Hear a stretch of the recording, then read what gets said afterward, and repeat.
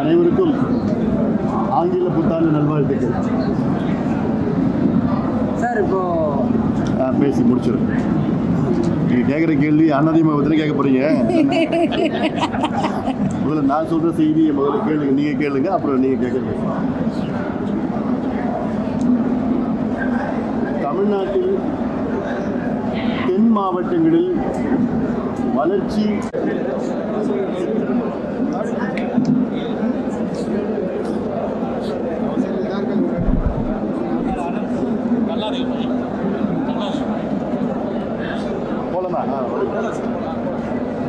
ஈரோடு கிழக்கு சட்டமன்ற உறுப்பினர் திரு திருமகன் ஈவேரா அவர்கள் திடீரென்று இறந்திருக்கின்றார். எங்களுக்கெல்லாம் மிகப்பெரிய ஒரு அதிர்ச்சி. அது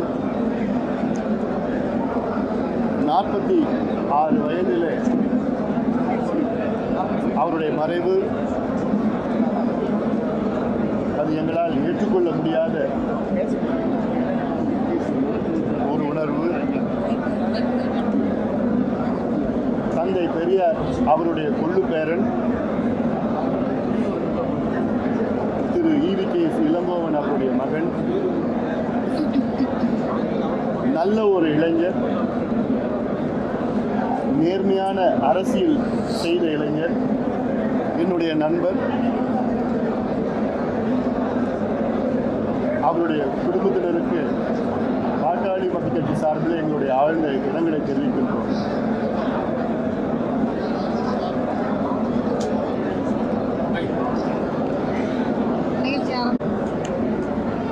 தொழில் வளம் இல்லை, வேலை வாய்ப்பு கிடையாது. தமிழ்நாட்டில் உள்ள 70 விழுக்காடு தொழிற்சாலைகள் சென்னையை சார்ந்த, கோவையை சார்ந்த தொழிற்சாலைகளாக இருக்கிறது. மீதி 30 விழுக்காடு தான் திருச்சி மற்றும் தென் மாவட்டங்களில் இருக்கிறது. இதனால்தான் வேலை வாய்ப்பு இல்லாத,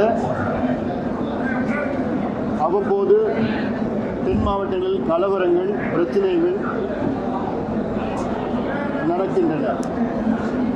இது தவிர்க்க வேண்டும் என்றால் அதிக அளவில் தென் மாவட்டங்களில் தமிழக அரசு கவனம் செலுத்த வேண்டும். அதிலும் குறிப்பாக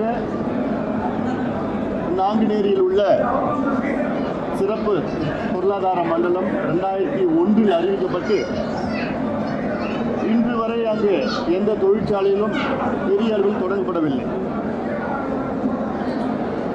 அதன் பிறகு ஜெயலலிதா அவர்கள் ஆட்சியில் மதுரை தூத்துக்குடி தொழில் தாழ்வாரம், அதாவது இண்டஸ்ட்ரியல் காரிடர், அது அறிவிப்புடன் நின்றுவிட்டது. எந்த முன்னேற்றமும் இல்லை. தூத்துக்குடியில் துறைமுகம் இருக்கிறது, மதுரையில் பெரிய விமான நிலையம் இருக்கிறது. இந்த காரிடர்களில் தொழிற்சாலைகள் தொடங்கி ஒட்டுமொத்த தென் மாவட்டங்களுக்கு வளர்ச்சி பெறுகின்ற ஒரு சூழலை தமிழக அரசு உருவாக்க வேண்டும். எங்களுடைய கோரிக்கை, தென் தமிழகத்தில் உள்ள தென் மண்டல தொழில் ஆணையம் அதை தொடங்க வேண்டும். அதனுடைய ஆணையராக, கமிஷனராக ஒரு முதன்மை செயலாளர் பதவியில் உள்ள ஒரு மூத்த ஐஏஎஸ் அதிகாரி நியமனம் செய்து ஒட்டுமொத்த தமிழ்நாட்டில் உள்ள தென் மாவட்டங்களில் உள்ள வளர்ச்சியை பற்றி ஆய்வுகள் நடத்தி அதற்கு ஏற்ப நடவடிக்கை எடுக்க வேண்டும்.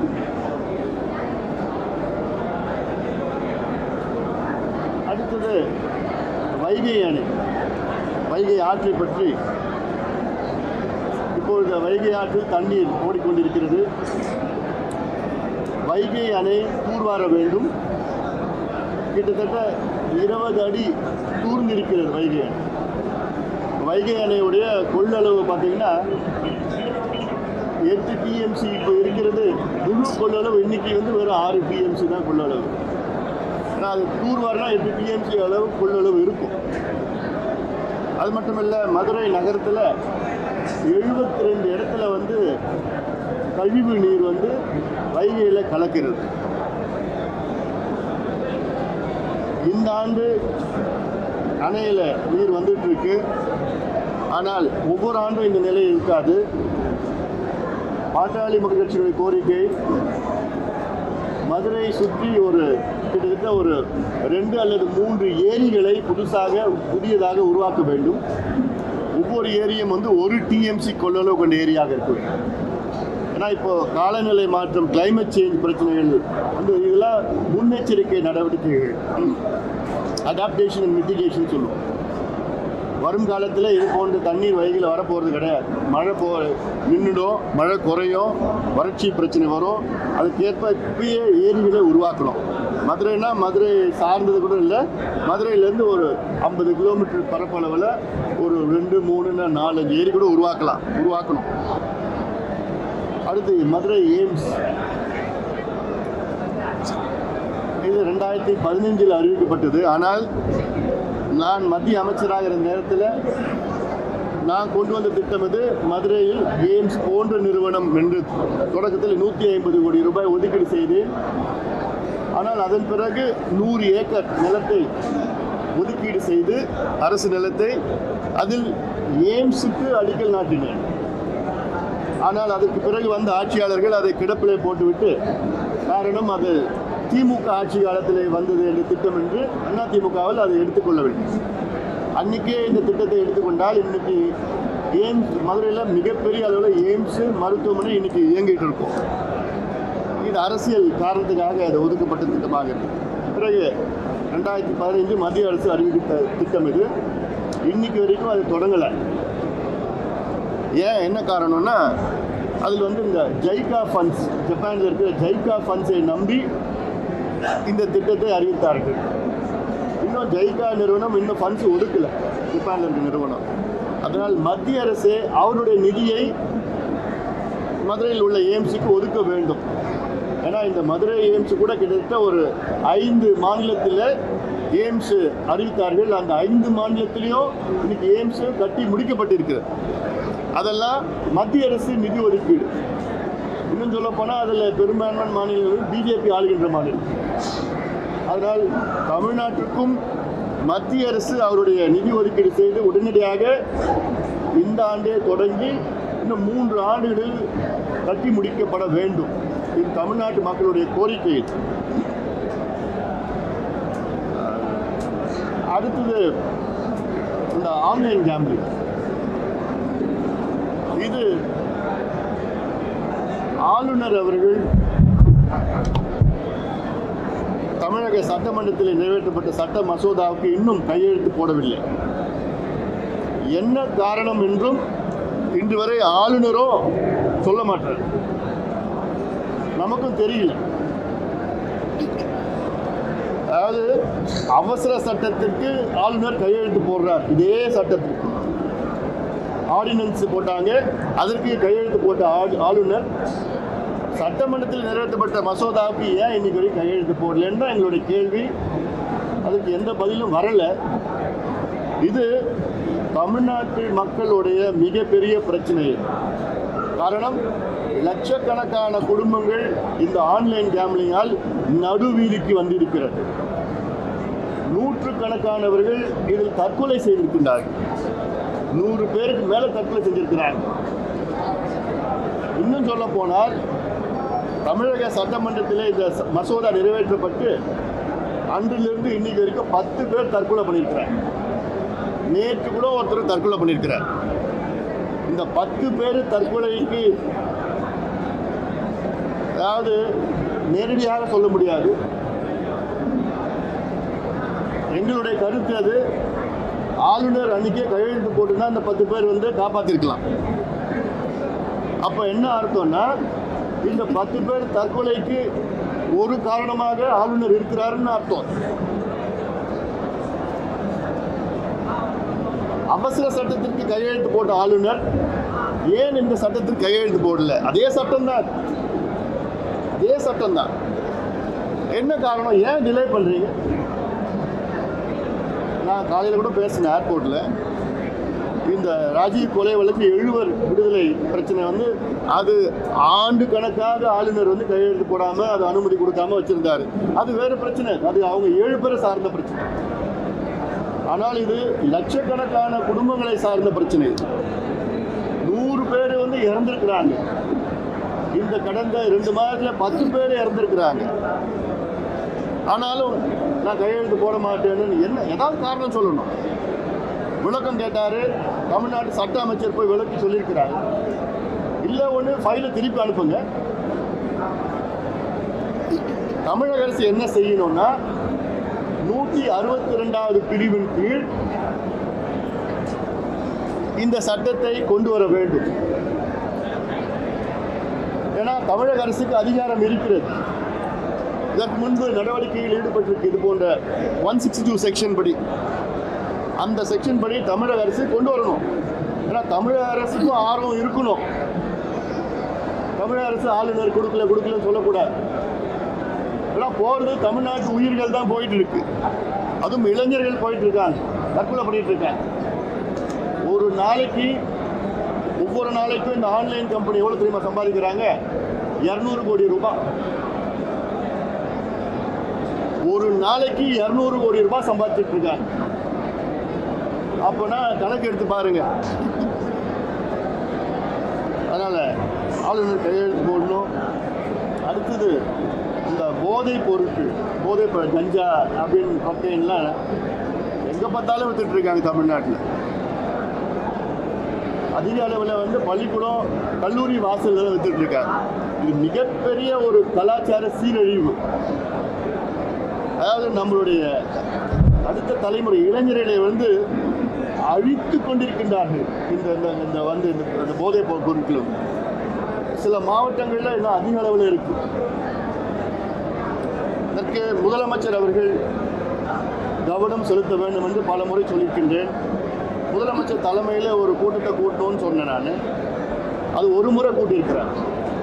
ஆனால் மாதம் கூட்டணும். ஒவ்வொரு மாதமும் கலெக்டர், எஸ்பி எல்லாரையும் வர வச்சுக்கிட்டு, எல்லா மாவட்டத்திலையும் கலெக்டர், எஸ்பி வர வச்சுக்கிட்டு, காவல்துறை உயர் அதிகாரிகளை வர வச்சுக்கிட்டு கண்டிப்புடன் நடக்கணும்.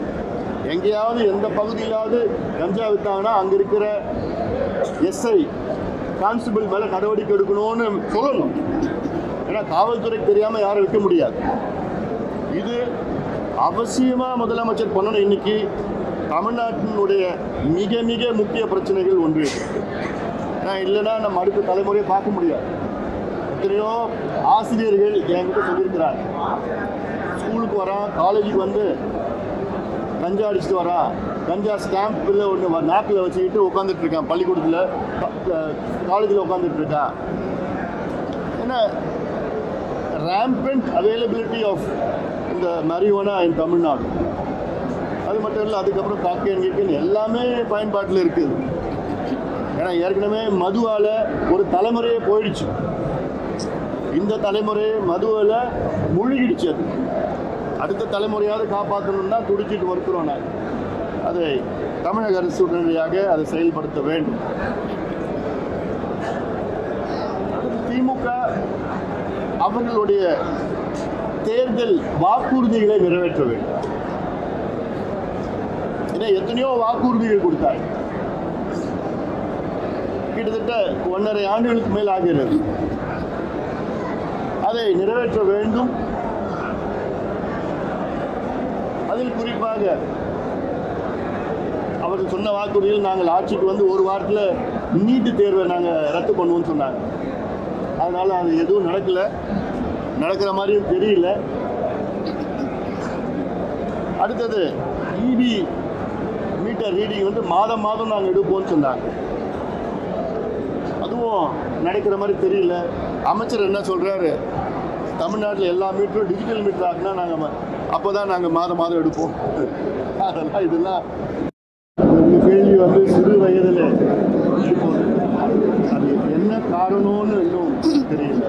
ஆனாலும் இப்போ பல பிரபலங்கள் வந்து சிறு வயதில் இப்போ மாரடைப்பு வந்து நம்ம நம்மை விட்டு பிரிந்து சென்று கொண்டிருக்கின்றார்கள்.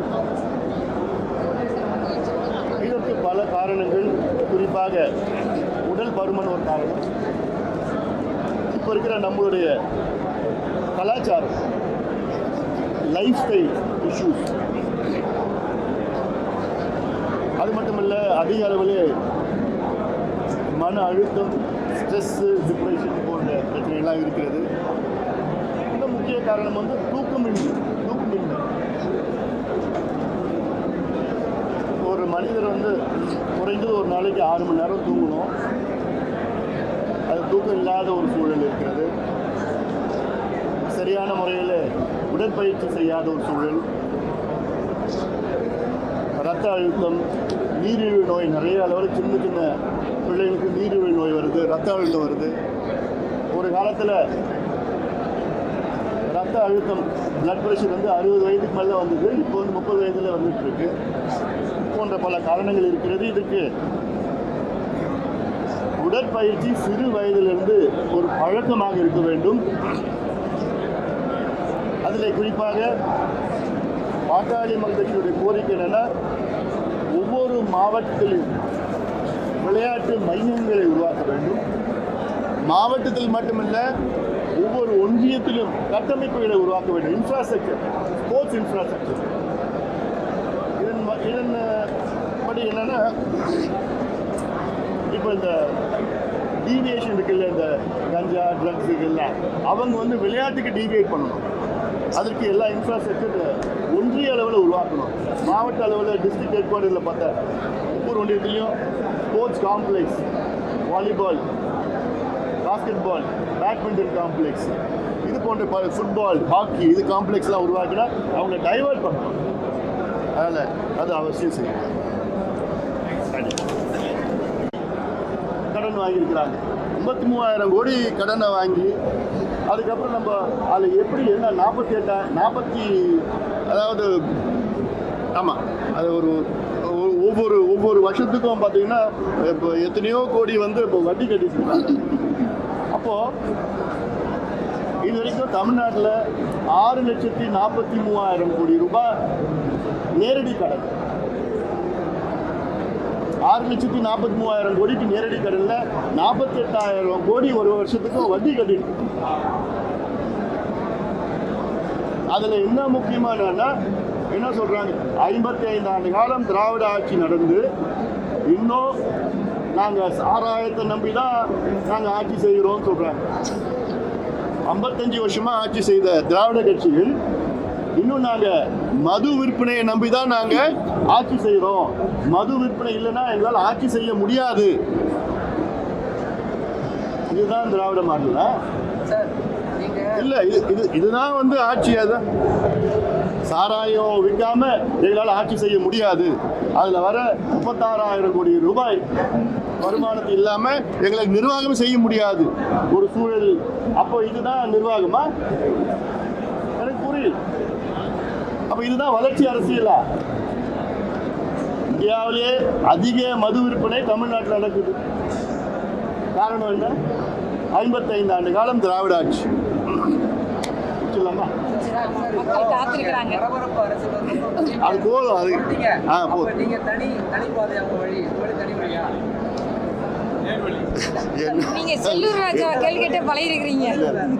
எனக்கு ரஜினிகாந்த் மாதிரி டைலாக்ல என் வழி தனி வழி சொல்ல தெரியாது. பாஜக தலைவர் அண்ணாமலை அது அவங்க உட்கட்சி பிரச்சனை.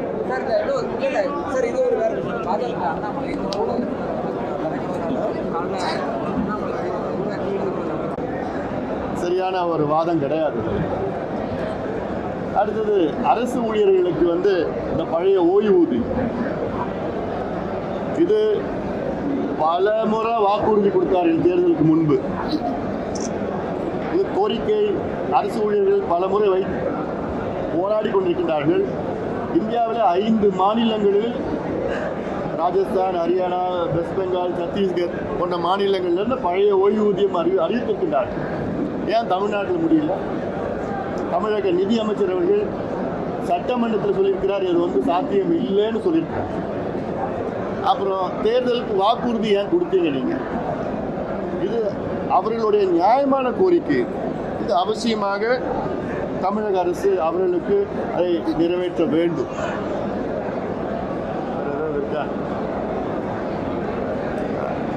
புதுக்கோட்டையில தொடர்ந்து தீண்டாமை வன்கொடுமை சார்ந்த சம்பவம் நடந்துகிட்டே இருக்கு. இதுல அரசு எங்கேயும் கவனம் எங்கெங்க? புதுக்கோட்டை தீண்டாமைக்கான அதான் இப்போ அங்கே புதுக்கோட்டையில் கூட பார்த்தீங்கன்னா சமீபத்தில் வந்து அந்த குடிநீர் தொட்டியில் வந்து அதை மலம் அங்கே வந்து கலந்திருக்கிறார்கள் என்றெல்லாம் செய்திகள் வந்து கொண்டிருக்கிறது. இது மிக மிக ஒரு தவறான ஒரு செயல். இது கடுமையாக கண்டிக்கத்தக்க ஒரு செயல். இது காலம் மாறிக்கொண்டிருக்கிறது. அடித்தட்டு மக்கள் முன்னேற வேண்டும், முன்னுக்கு வர வேண்டும்.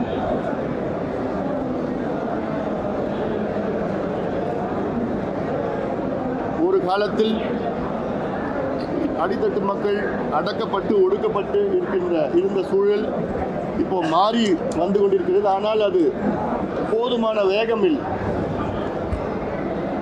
இது போன்ற செயலில் யார் ஈடுபட்டாலும் அவர்கள் மீது கடுமையான நடவடிக்கை எடுக்க வேண்டும். இது அங்கே புதுக்கோட்டையில் தாழ்த்தப்பட்ட சமுதாயத்தை சார்ந்தவர்கள் முதலாக அந்த பகுதியிலே கோவிலுக்கு சென்றார்கள் என்ற செய்தியெல்லாம் வந்து கொண்டிருக்கிறது. இந்த செயலை அதில் மட்டுமே இன்னும் ஒரு சில பகுதிகளில் இரட்டை குவளை முறை அதை அரசு வந்து அது நடவடிக்கை எடுத்திருக்கிறார்கள் செய்தியெல்லாம் வந்திருக்கு. எங்களுடைய முன்னாள் சட்டமன்ற உறுப்பினர் ஜே குரு அவர்கள், மறைந்த உறுப்பினர், அரியலூர் மாவட்டத்தில்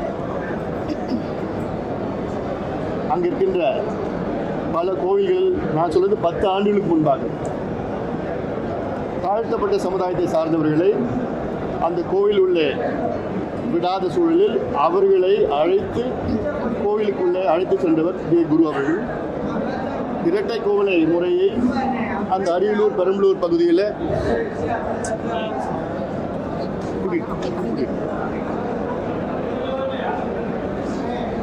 அந்த காலத்திலே ஒழித்தவர். நிச்சயமாக இது போன்ற சூழலுக்கு தமிழக அரசு இடம் கொடுக்க கூடாது. யார் இதை செய்தாலும் அவர்கள் மீது கடுமையான நடவடிக்கை எடுப்பார்.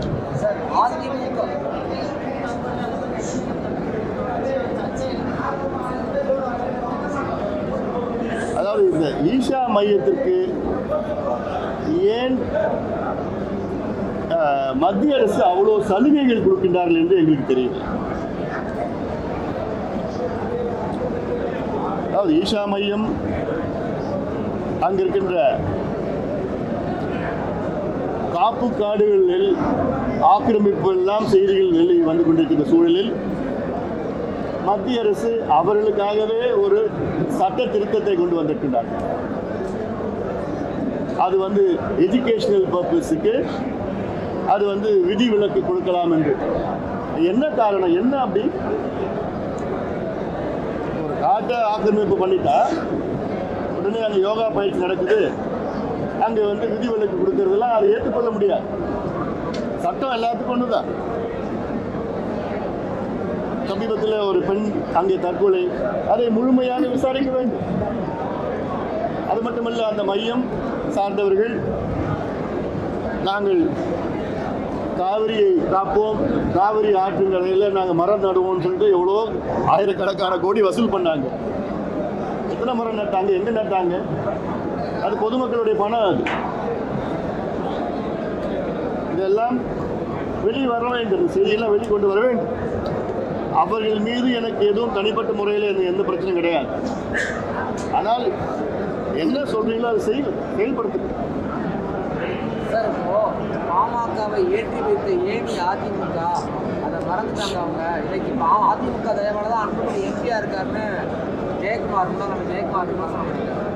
நம்ம திரு ஜெயக்குமார் அவர்கள் கருத்துக்கு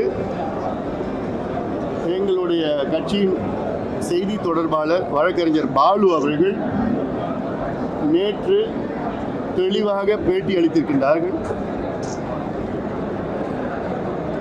அது கிட்டத்தட்ட ஒரு நீண்ட பேட்டியில்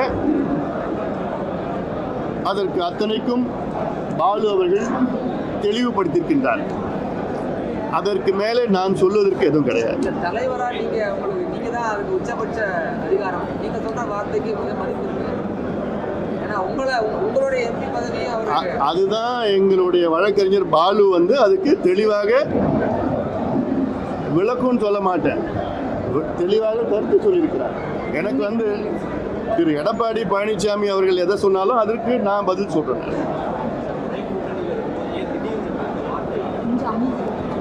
அதுக்கு தான் பாலு தெளிவா விளக்கம் சொல்லியிருக்கார்.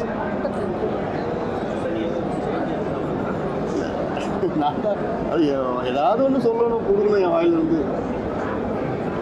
அதாவது நான் பலமுறை நான் சொல்லியிருக்கிறேன். நான் இந்த கேள்வி நீங்கள் அவங்ககிட்ட தான் கேட்கணும். பலமுறை நான் சொல்லியிருக்கிறேன். பாட்டாளி மக்கள் கட்சியினுடைய ஒரு இலக்கு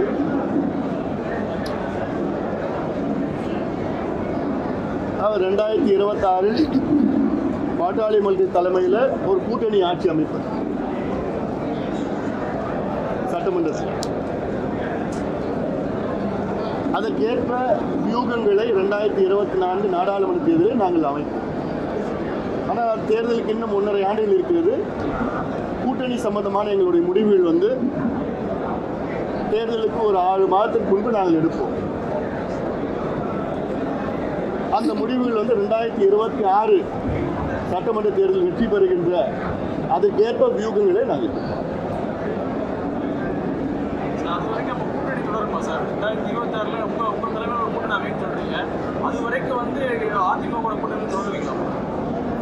அதாவது கடந்த பரவாயில்ல புத்திசாலித்தனமாக கேட்டு அது கடந்த உள்ளாட்சி தேர்தலிலே நாங்கள் தனியாக தானே போட்டிட்டோம்.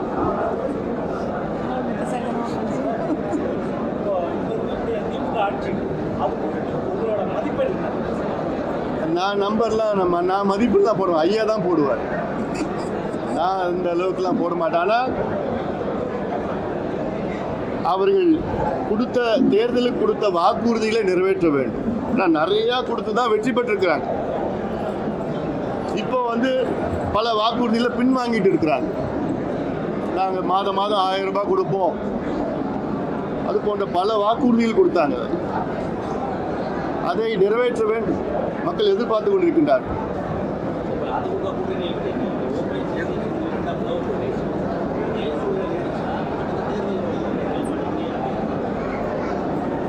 நானும் தெளிவாக நான் சொன்னேன். நான் எல்லாருக்கும் புரிஞ்சது.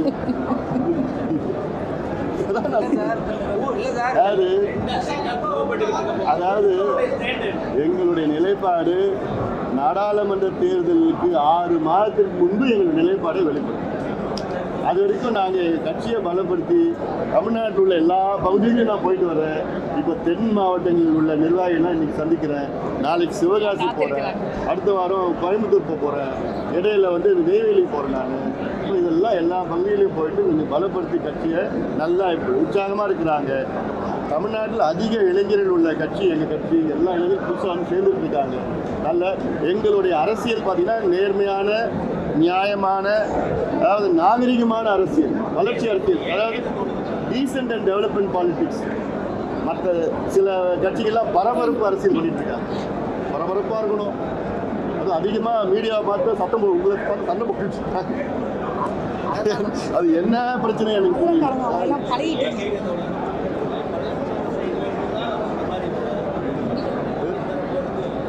அது அவங்க உட்கட்சி பிரச்சனை. அது அவங்களுக்குள்ள பேசி அது அவங்களுக்குள்ள தீர்க்க வேண்டிய பிரச்சனை அது. ஆனால் இப்போ இருக்கிற சூழல் பரபரப்பு அரசியல் ஒரு பக்கம் இருக்குது, பிரிவினை அரசியல் ஒரு பக்கம் இருக்குது. அதுக்கு மத்தியில் பாமக நாகரிகமான வளர்ச்சி அரசியல் பண்ணிட்டு டீசென்ட் அண்ட் டெவலப்மெண்ட் பாலிடிக்ஸு. அதுக்கு அந்த மாதிரி நாங்கள் இப்போ நீர் மேலாண்மை, நீர்நிலைகளை பாதுகாப்பு, இது போன்ற ஏரிகளை உருவாக்கணும், ஆற்றுல தடுப்பணை கட்டணும். அதே போன்று இந்த காவிரி குண்டார் திட்டம் ஏன்னா 14,000 கோடியில் அறிவித்தாங்க, அதுக்கு விழாலாம் நடத்தினாங்க. ஆனால் அதுக்கப்புறம் நடவடிக்கை எடுக்கும். ஏன்னா காவிரியில் இந்த ஆண்டு மட்டும், கடந்த ஆண்டு மட்டும் காவிரியில் 500 டிஎம்சி கடலில் போயிருக்கு. அதில் தண்ணியை காவிரியிலேருந்து வைகையிலேருந்து குண்டாருக்கு திருப்பி இருக்கணும் திட்டம். அது அவசியம் நிறைவேற்றணும். அதுபோல் தாமிரபரணி, நம்பியாறு, கருமேனியாறு திட்டம் இருக்கு.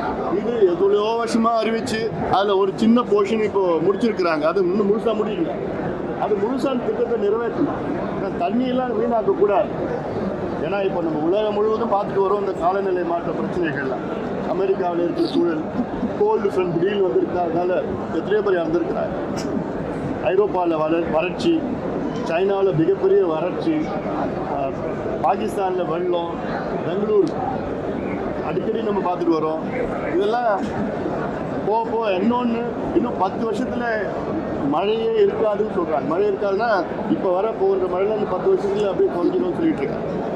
ஆனால் இந்த நீர்நிலைகளுக்கு பாதுகாப்பு கொடுக்கணும். அது தமிழக அரசு பார்த்திங்கன்னா 1,00,000 கோடி ரூபாய் நீர் மேலாண்மைக்கு ஒதுக்கீடு செய்யும். நான் சொல்கிறேன், இந்த எல்லா திட்டத்துக்கும் காவிரி குண்டார் திட்டம், தாமிரபரணி, கருமேனி, நம்பியார் திட்டம், திண்டுக்கல் மாவட்டத்தில் 59வது கால்வாய் திட்டம், அப்புறம் சேலத்தில் பார்த்தீங்கன்னா சேலம் மேட்டூர் உபரி நீர் திட்டம், அத்திக்கடை வன திட்டம் முடிச்சுட்டா இன்னொரு 5% தான் முடிக்கிறது இருக்குது. அதுக்கு இன்னும் முழுசாக பண்ணணும். இப்படி பல திட்டங்கள் தமிழ்நாட்டில் நிலுவையில் இருக்குது. இதை நிறைவேற்ற வேண்டும். இதற்கு முக்கியத்துவம் கொடுத்து 1,00,000 கோடி ரூபாய் எங்கேயாவது வாங்குங்க. ஆனால் என்ன பண்ணியிருக்காங்க, கடந்த 3 மாதத்தில் 53,000 கோடி ரூபாய் கடன் வாங்கியிருக்கிறாங்க தமிழ்நாடு அரசு. 53,000 ரூபாய் கடன் வாங்கி 53,000 கோடி. வணக்கம். உங்கள் கேள்வி சிறு வயதில் அது என்ன காரணம்னு இன்னும் தெரியல. ஆனாலும் இப்போ பல பிரபலங்கள் சிறு வயதிலே இப்போ மாரடைப்பு நம்மை விட்டு பிரிந்து சென்று கொண்டிருக்கிறார்கள். இதற்கு பல காரணங்கள், குறிப்பாக உடல் பருமன் ஒரு காரணம். இப்போ இருக்கிற நம்மளுடைய கலாச்சாரம், லைஃப் ஸ்டைல் இஷ்யூஸ், அது மட்டுமல்ல அதிக அளவில் மன அழுத்தம், ஸ்ட்ரெஸ்ஸு, டிப்ரெஷன் போன்ற பிரச்சனைகள்லாம் இருக்கிறது. இன்னும் முக்கிய காரணம் தூக்கமின்மை. ஒரு மனிதர் குறைந்தது ஒரு நாளைக்கு 6 மணி நேரம் தூங்கணும்.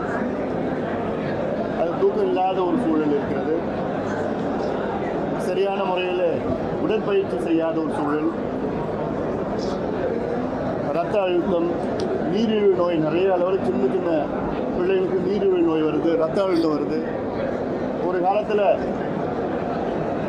இரத்த அழுத்தம், பிளட் ப்ரெஷர் 60 வயதுக்கு மேலே வந்தது. இப்போ 30 வயதில் வந்துட்டுருக்கு. போன்ற பல காரணங்கள் இருக்கிறது. இதுக்கு உடற்பயிற்சி சிறு வயதிலிருந்து ஒரு பழக்கமாக இருக்க வேண்டும்.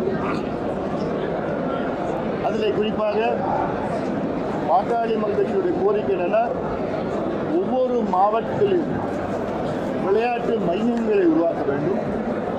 மாவட்டத்தில் மட்டுமல்ல, ஒவ்வொரு ஒன்றியத்திலும் கட்டமைப்புகளை உருவாக்க வேண்டும். Infrastructure, sports infrastructure. இதன் படி என்னென்னா, இப்போ இந்த டீவியேஷன் இருக்குல்ல, இந்த கஞ்சா ட்ரக்ஸ் இதெல்லாம் அவங்க விளையாட்டுக்கு டீவியேட் பண்ணணும். அதற்கு எல்லா இன்ஃப்ராஸ்ட்ரக்சர் ஒன்றிய அளவில் உருவாக்கணும். மாவட்ட அளவில் டிஸ்ட்ரிக்ட் ஹெட் குவார்ட்டரில் பார்த்தா ஒவ்வொரு ஒன்றியத்துலேயும் sports complex, volleyball, basket ball, badminton complex, இது போன்ற ஃபுட்பால், ஹாக்கி, இது காம்ப்ளெக்ஸ்லாம் உருவாக்கினா அவங்க டைவர்ட் பண்ணணும். அதனால் அது அவசியம் செய்யணும்.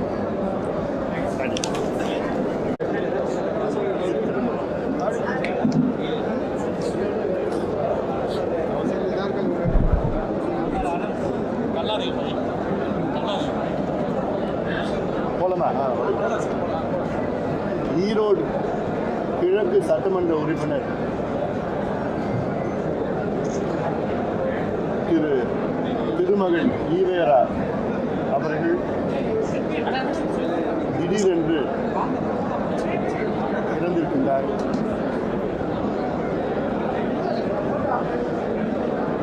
எங்களுக்கெல்லாம் மிகப்பெரிய ஒரு அதிர்ச்சி. அது 46 வயதில் அவருடைய மறைவு அது எங்களால் ஏற்றுக்கொள்ள முடியாத ஒரு உணர்வு. தந்தை பெரியார் அவருடைய கொள்ளு பேரன்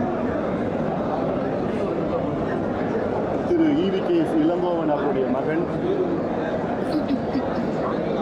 நல்ல ஒரு இளைஞர், நேர்மையான அரசியல் செய்த இளைஞர், என்னுடைய நண்பர். அவருடைய குடும்பத்தினருக்கு பாட்டாளி மக்கள் கட்சி சார்பில் எங்களுடைய ஆழ்ந்த இடங்களை தெரிவிக்கின்றோம்.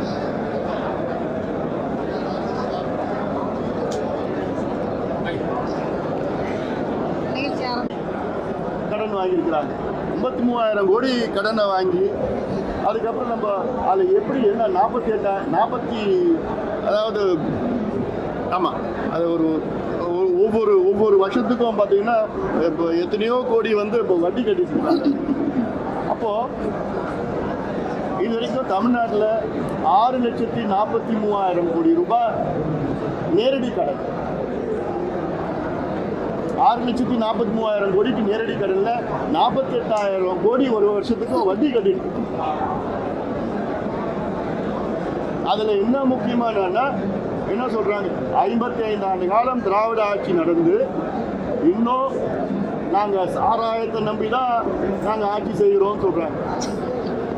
55 வருஷமாக ஆட்சி செய்த திராவிட கட்சிகள் இன்னும் நாங்கள் மது விற்பனையை நம்பி தான் நாங்கள் ஆட்சி செய்கிறோம், மது விற்பனை இல்லைன்னா எங்களால் ஆட்சி செய்ய முடியாது.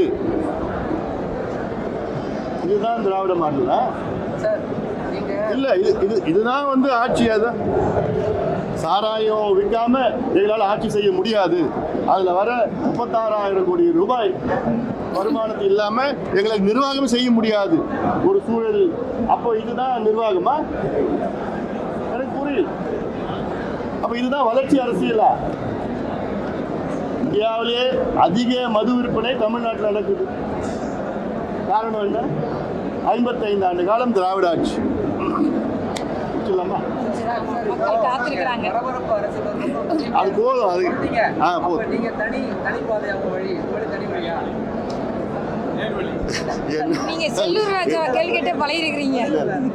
எனக்கு ரஜினிகாந்த் மாதிரி டைலாக்ல என் வழி தனி வழிலாம் சொல்ல தெரியாது. பாஜக தலைவர் அண்ணாமலை அது அவங்க உட்கட்சி பிரச்சனை.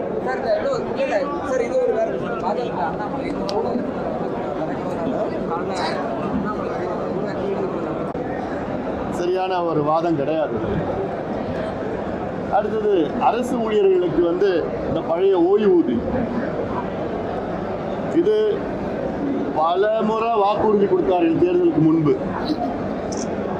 இது கோரிக்கை அரசு ஊழியர்கள் பல முறை போராடி கொண்டிருக்கின்றார்கள். இந்தியாவில் 5 மாநிலங்களில், ராஜஸ்தான், ஹரியானா, வெஸ்ட் பெங்கால், சத்தீஸ்கர் போன்ற மாநிலங்களிலிருந்து பழைய ஓய்வூதியம் அறிவித்திருக்கின்றார்கள். ஏன் தமிழ்நாட்டில் முடியல? தமிழக நிதி அமைச்சர் அவர்கள் சட்டமன்றத்தில் சொல்லியிருக்கிறார், இது வந்து சாத்தியம் இல்லைன்னு சொல்லியிருக்கார்.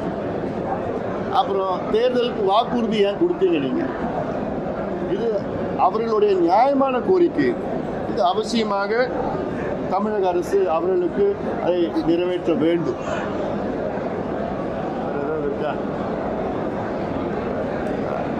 புதுக்கோட்டையில் தொடர்ந்து தீண்டாமை வன்கொடுமை சார்ந்த சம்பவம் நடந்துகிட்டே இருக்கு.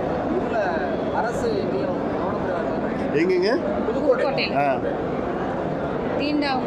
அதான் இப்போ அங்கே புதுக்கோட்டையில் கூட பார்த்தீங்கன்னா சமீபத்தில் வந்து அந்த குடிநீர் தொட்டியில் வந்து அதை மலம் அங்கே வந்து கலந்திருக்கிறார்கள் என்றெல்லாம் செய்திகள் வந்து கொண்டிருக்கிறது. இது மிக மிக ஒரு தவறான ஒரு செயல். இது கடுமையாக கண்டிக்கத்தக்க ஒரு செயல். இது காலம் மாறிக்கொண்டிருக்கிறது. அடித்தட்டு மக்கள் முன்னேற வேண்டும், முன்னுக்கு வர வேண்டும்.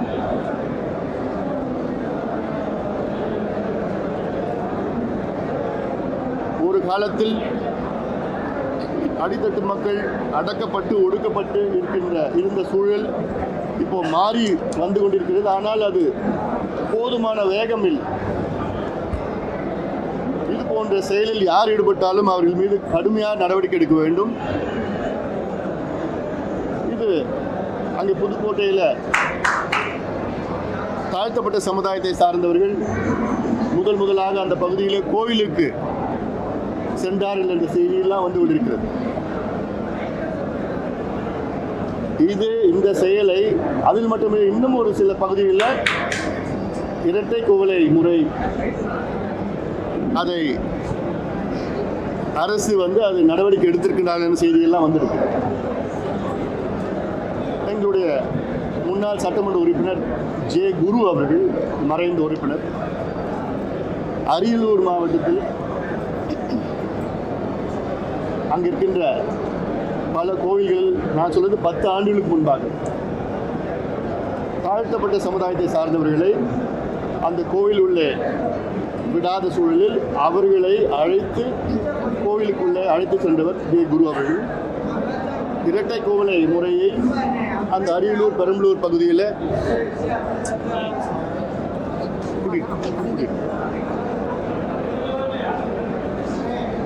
அந்த காலத்தில் ஒழித்தவர். நிச்சயமாக இது போன்ற சூழலுக்கு தமிழக அரசு இடம் கொடுக்க கூடாது.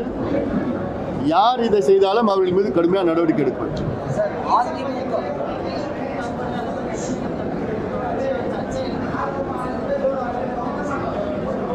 அதாவது இந்த ஈஷா மையத்திற்கு ஏன் மத்திய அரசு அவ்வளோ சலுகைகள் கொடுக்கின்றார்கள் என்று எங்களுக்கு தெரியல.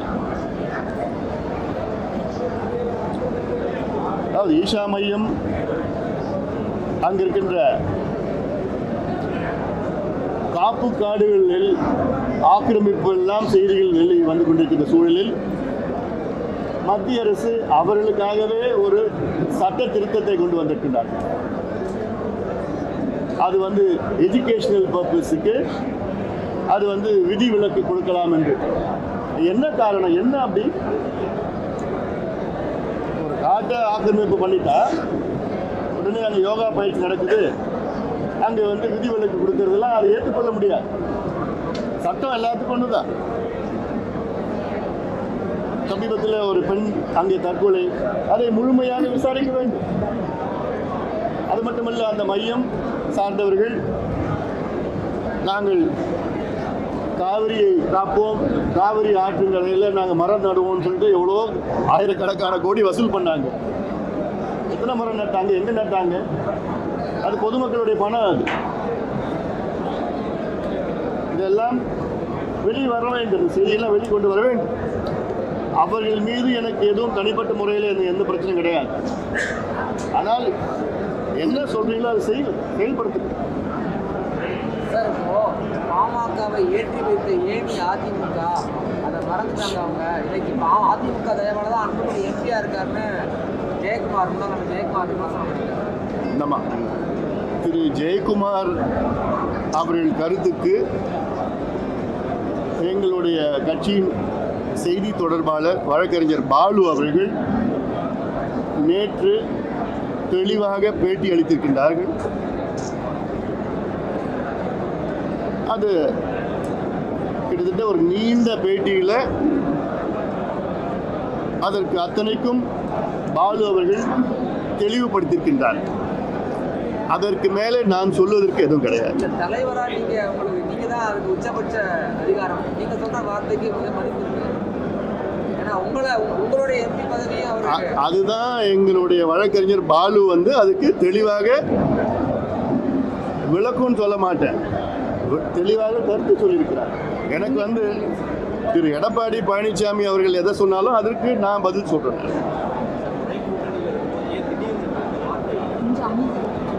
அதுக்கு தான் பாலு தெளிவாக விளக்கம் சொல்லுவாங்க.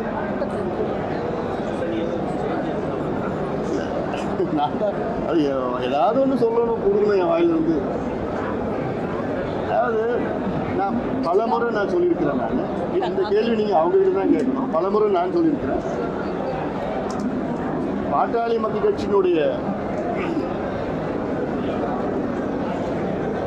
ஒரு இலக்கு,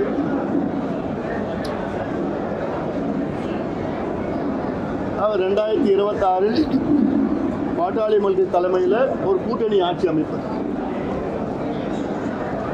சட்டமன்றத்தில். அதற்கேற்ப வியூகங்களை 2024 நாடாளுமன்ற தேர்தலில் நாங்கள் அமைப்போம். ஆனால் தேர்தலுக்கு இன்னும் 1.5 ஆண்டுகள் இருக்கிறது. கூட்டணி சம்பந்தமான எங்களுடைய முடிவுகள் வந்து தேர்தலுக்கு ஒரு 6 மாதத்துக்கு முன்பு நாங்கள் எடுப்போம். அந்த முடிவுகள் வந்து 2026 சட்டமன்ற தேர்தல் வெற்றி பெறுகின்ற அதற்கேற்ப வியூகங்களை நாங்கள்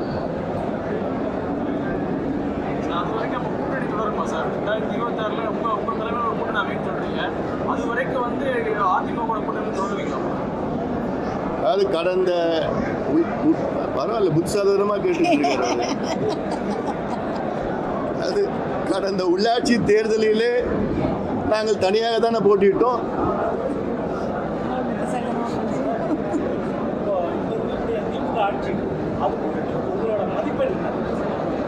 நான் நம்பர்லாம் நான் மதிப்பு தான் போடுவேன். ஐயா தான் போடுவார். நான் அந்த அளவுக்குலாம் போட மாட்டேன். ஆனால் அவர்கள் கொடுத்த தேர்தலுக்கு கொடுத்த வாக்குறுதிகளை நிறைவேற்ற வேண்டும். நான் நிறையா கொடுத்து தான் வெற்றி பெற்றிருக்கிறாங்க. இப்போ வந்து பல வாக்குறுதிகளை பின்வாங்கிட்டு இருக்கிறாங்க. நாங்கள் மாதம் 1000 ரூபாய் கொடுப்போம், அது போன்ற பல வாக்குறுதிகள் கொடுத்தாங்க. அதை நிறைவேற்ற வேண்டும். மக்கள் எதிர்பார்த்து கொண்டிருக்கின்றார்கள்.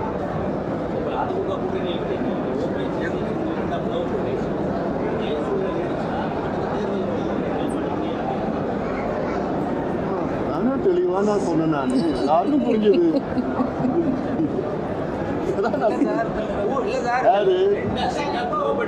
அதாவது எங்களுடைய நிலைப்பாடு நாடாளுமன்ற தேர்தலுக்கு 6 மாதத்திற்கு முன்பு எங்களுடைய நிலைப்பாடை வெளிப்படும். அது வரைக்கும் நாங்கள் கட்சியை பலப்படுத்தி தமிழ்நாட்டில் உள்ள எல்லா பகுதியிலையும் நான் போயிட்டு வரேன். இப்போ தென் மாவட்டங்களில் உள்ள நிர்வாகிகள்லாம் இன்றைக்கி சந்திக்கிறேன். நாளைக்கு சிவகாசி போகிறேன், அடுத்த வாரம் கோயம்புத்தூர் போகிறேன், இடையில வந்து நெய்வேலி போகிறேன். நான் இப்போ இதெல்லாம் எல்லா பகுதியிலையும் போயிட்டு கொஞ்சம் பலப்படுத்தி கட்சியை நல்லா இப்போ உற்சாகமாக இருக்கிறாங்க. தமிழ்நாட்டில் அதிக இளைஞர்கள் உள்ள கட்சி எங்கள் கட்சி. எல்லா இளைஞர்கள் புதுசாக வந்து சேர்ந்துட்டு இருக்காங்க. நல்ல எங்களுடைய அரசியல் பார்த்திங்கன்னா நேர்மையான, நியாயமான, அதாவது நாகரிகமான அரசியல், வளர்ச்சி அரசியல், அதாவது டீசென்ட் அண்ட் டெவலப்மெண்ட் பாலிடிக்ஸ். மற்ற சில கட்சிகள்லாம் பரபரப்பு அரசியல் பண்ணிட்டு இருக்காங்க. பரபரப்பாக இருக்கணும். அது அதிகமாக மீடியாவை பார்த்து சட்டம் உங்களை பார்த்து சண்டை போட்டுருக்காங்க. அது என்ன பிரச்சனை எனக்கு புரியல.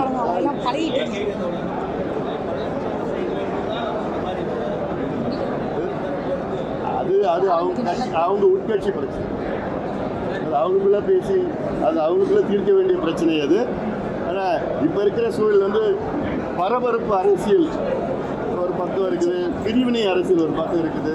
அதுக்கு மத்தியில் பாமக வந்து நாகரிகமான வளர்ச்சி அரசியல் பண்ணியிருக்கோம். Decent and development politics. அதுக்கு அந்த மாதிரி நாங்கள் இப்போ நீர் மேலாண்மை, நீர்நிலைகளை பாதுகாப்பு, இது போன்ற ஏரிகளை உருவாக்கணும், ஆற்றுல தடுப்பணை கட்டணும். அதே போன்று இந்த காவிரி குண்டார் திட்டம் 14,000 கோடியில் அறிவித்தாங்க. அதுக்கு விழாலாம் நடத்தினாங்க. ஆனால் அதுக்கப்புறம் நடவடிக்கை எடுக்கும். ஏன்னா காவிரியில் இந்த ஆண்டு மட்டும், கடந்த ஆண்டு மட்டும் காவிரியில் 500 TMC கடலில் போயிருக்கு. அதில் தண்ணியை காவிரியிலேருந்து வைகையிலேருந்து குண்டாருக்கு திருப்பி இருக்கணும் திட்டம். அது அவசியம் நிறைவேற்றணும். அதுபோல் தாமிரபரணி, நம்பியாறு, கருமேனியாறு திட்டம் இருக்குது. இது எவ்வளோ வருஷமாக அறிவித்து அதில் ஒரு சின்ன போர்ஷன் இப்போது முடிச்சிருக்கிறாங்க. அது இன்னும் முழுசாக முடியல. அது முழுசான திட்டத்தை நிறைவேற்றணும். தண்ணியெல்லாம் வீணாக்கக்கூடாது. ஏன்னா இப்போ நம்ம உலகம் முழுவதும் பார்த்துட்டு வரோம் இந்த காலநிலை மாற்ற பிரச்சனைகள்லாம். அமெரிக்காவில் இருக்கிற சூழல், கோல்டு ஃப்ரண்ட் டீல் வந்திருக்கு, அதனால எத்தனையோ பேர் இறந்துருக்கிறாங்க. ஐரோப்பாவில் வறட்சி, சைனாவில் மிகப்பெரிய வறட்சி, பாகிஸ்தானில் வெள்ளம், பெங்களூர் அடிக்கடி நம்ம பார்த்துட்டு வரோம். இதெல்லாம் போக இன்னொன்று இன்னும் 10 வருஷத்தில் மழையே இருக்காதுன்னு சொல்கிறாங்க. மழை இருக்காதுன்னா இப்போ வர போகிற மழையில் இந்த 10 வருஷத்துல அப்படியே குறைஞ்சிடும்னு சொல்லிட்டு இருக்காங்க. ஆனால் இந்த நீர்நிலைகளுக்கு பாதுகாப்பு கொடுக்கணும்.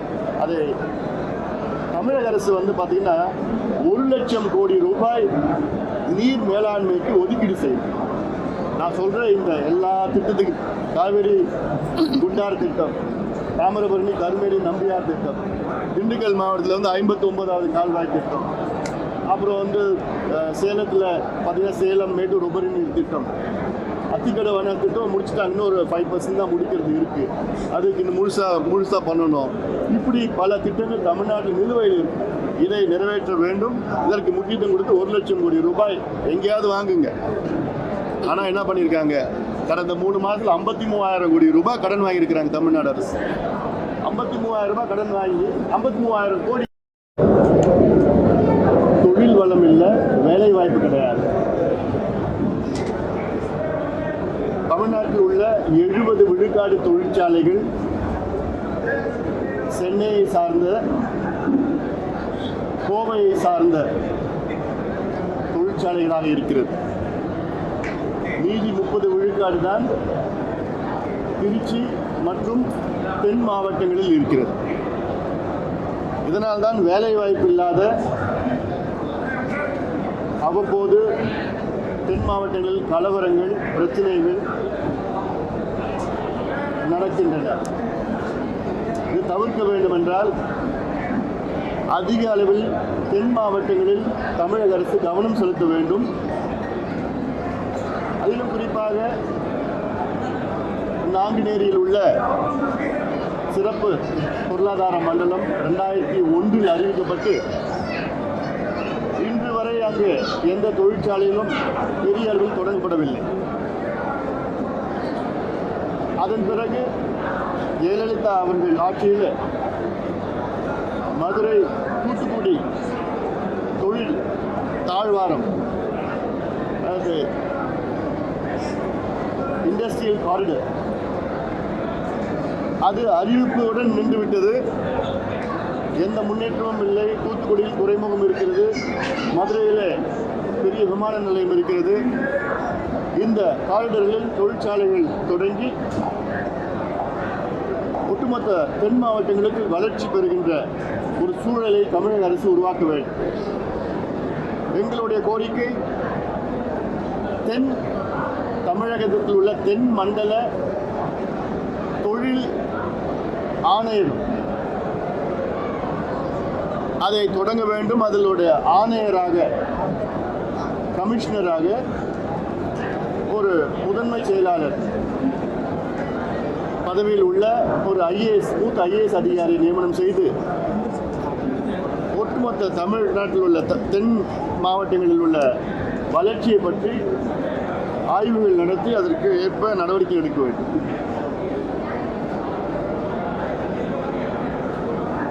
அடுத்தது வைகை அணை, வைகை ஆற்றை பற்றி.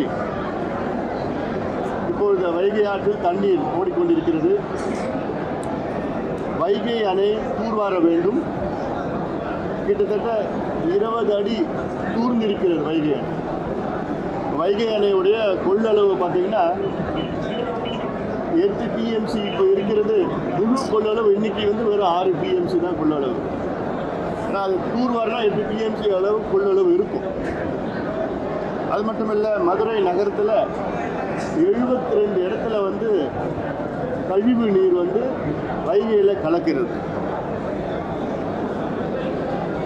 இந்த ஆண்டு அணையில் நீர் வந்துட்டு இருக்கு. ஆனால் ஒவ்வொரு ஆண்டும் இந்த நிலை இருக்காது.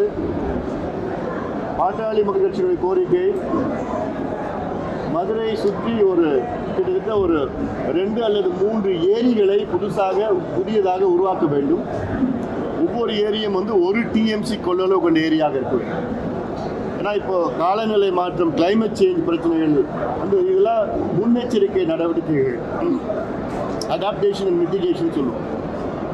வரும் காலத்தில் இது போன்ற தண்ணீர் வைகையில் வரப்போகிறது கிடையாது. மழை நின்றுடும், மழை குறையும், வறட்சி பிரச்சனை வரும். அதுக்கேற்ப இப்பயே ஏரிகளை உருவாக்கணும். மதுரைனா மதுரை சார்ந்தது கூட இல்லை, மதுரையிலேருந்து ஒரு 50 கிலோமீட்டர் பரப்பளவில் ஒரு 2, 3, 4, 5 ஏரி கூட உருவாக்கணும். அடுத்து மதுரை எய்ம்ஸ், இது 2015 அறிவிக்கப்பட்டது. ஆனால் நான் மத்திய அமைச்சராக இருந்த நேரத்தில் நான் கொண்டு வந்த திட்டம் இது மதுரையில் எய்ம்ஸ் போன்ற நிறுவனம் என்று தொடக்கத்தில் 150 கோடி ரூபாய் ஒதுக்கீடு செய்து, ஆனால் அதன் பிறகு 100 ஏக்கர் நிலத்தை ஒதுக்கீடு செய்து அரசு நிலத்தை அதில் எய்ம்ஸுக்கு அடிக்கல் நாட்டினர். ஆனால் அதற்கு பிறகு வந்த ஆட்சியாளர்கள் அதை கிடப்பிலே போட்டுவிட்டு, காரணம் அது திமுக ஆட்சி காலத்திலே வந்தது என்ற திட்டம் என்று அதிமுகவில் அதை எடுத்துக்கொள்ளவில்லை. அன்றைக்கே இந்த திட்டத்தை எடுத்துக்கொண்டால் இன்னைக்கு எய்ம்ஸ் மதுரையில் மிகப்பெரிய அளவில் எய்ம்ஸு மருத்துவமனை இன்னைக்கு இயங்கிட்டு இருக்கும். இது அரசியல் காரணத்துக்காக அது ஒதுக்கப்பட்ட திட்டமாக இருக்குது. பிறகு 2015 மத்திய அரசு அறிவித்த திட்டம் இது. இன்னைக்கு வரைக்கும் அது தொடங்கலை.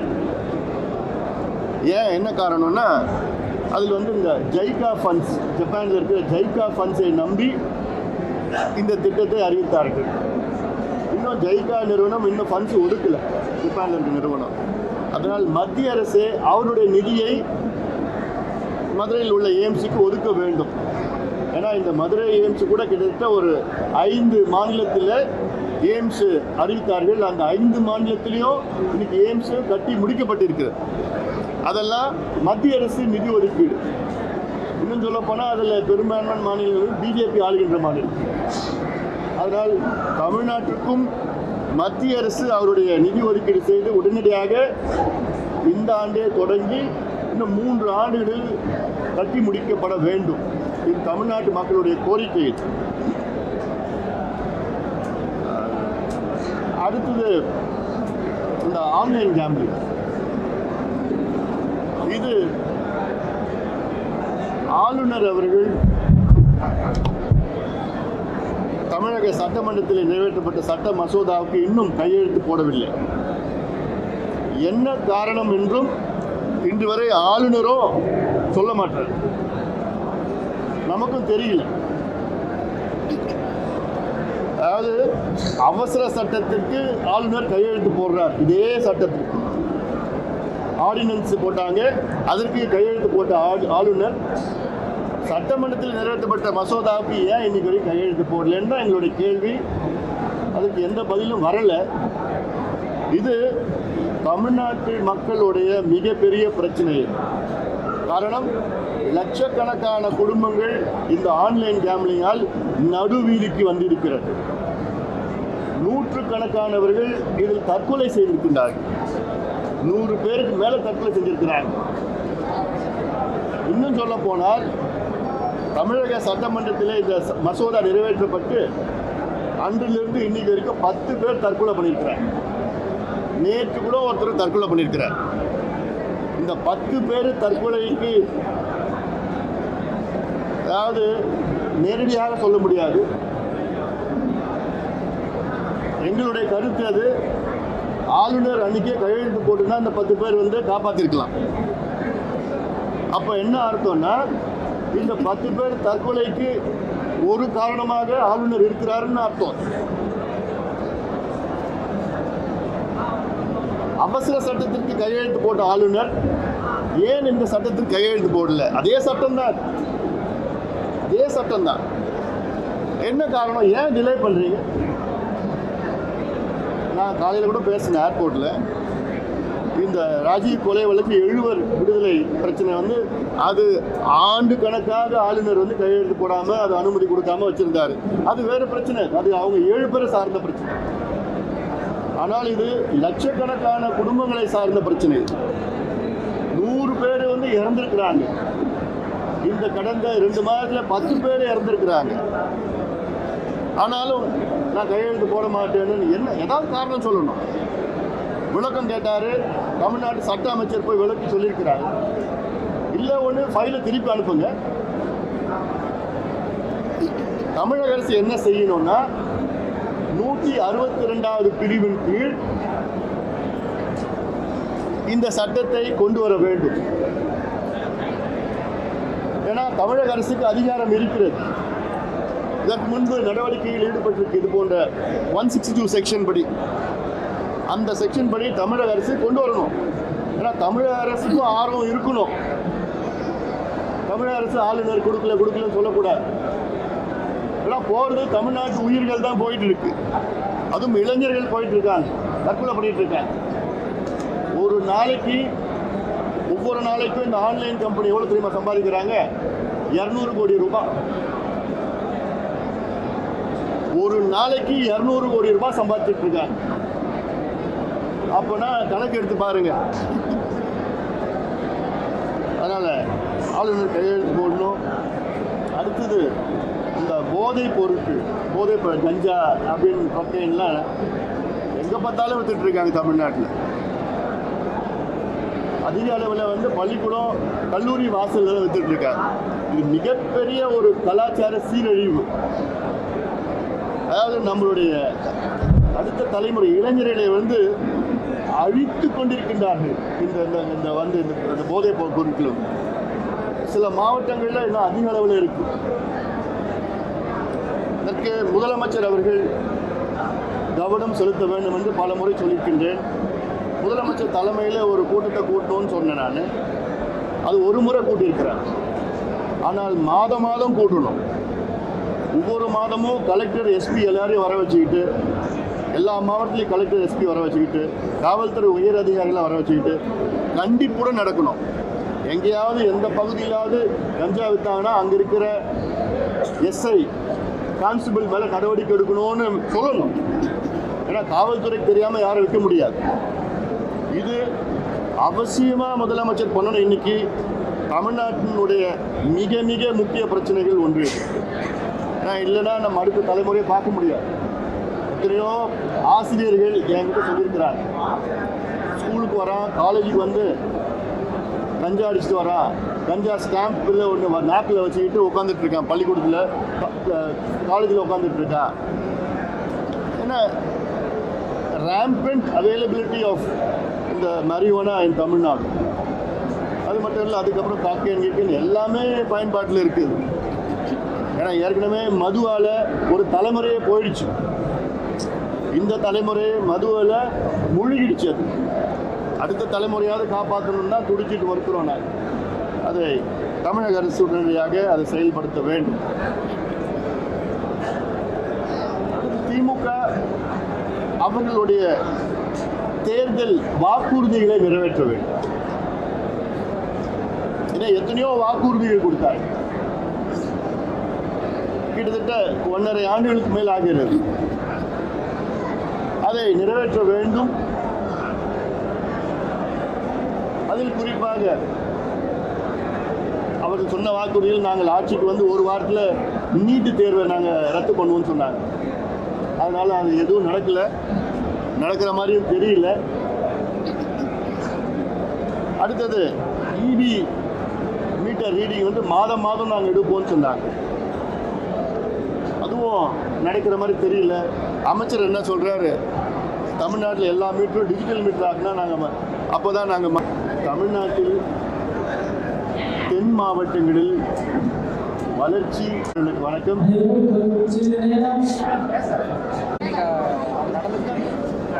அவர்கிட்ட கேளுங்க.